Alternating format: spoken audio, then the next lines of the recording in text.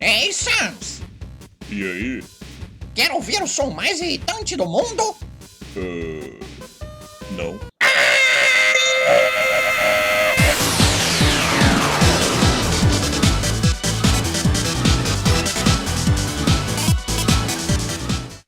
Silêncio, Sans! Lembre-se porque estamos aqui. Para caçar humanos. Tipo aquele lá? Ai, meu Deus! Aquilo é um humano, não é? Correto. Sim! Excelente! Humano! Você não deve passar dessa área. Eu, o grande Papyrus, vou te parar. Muito típico, quer brincar o jogo da caça e caçador. Que seja! Nada que um futuro guarda real não possa lhe dar.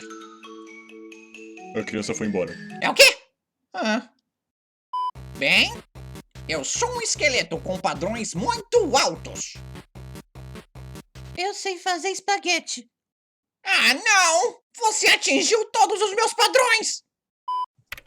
Mas o que foi que você falou sobre mim, seu humano? É bom que saiba que eu fui o primeiro de minha classe na academia de treino. E eu estarei envolvido em vários grupos de invasão à superfície. E eu tenho mais de 300 receitas de espaguete. Olá, pessoal. Eu sou o Papyrus, o esqueleto. E eu gostaria de falar sobre um problema muito sério. Espera um pouco. Não é um problema real. Porque animes não são reais! Tolo miserável, eu sou o esqueleto, o mestre do mal! Ah, qual é, amigo? Não seja assim! Eu tenho certeza que essa mentalidade vai mudar com um bom prato de espaguete!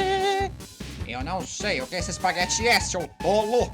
Mas se é algo que você gosta, então eu odeio! Uau! Você é bem esquentadinho, não é mesmo? Mas tudo bem, isso apenas te dá a oportunidade de crescer como pessoa. Uau, você faz isso também? Ótimo!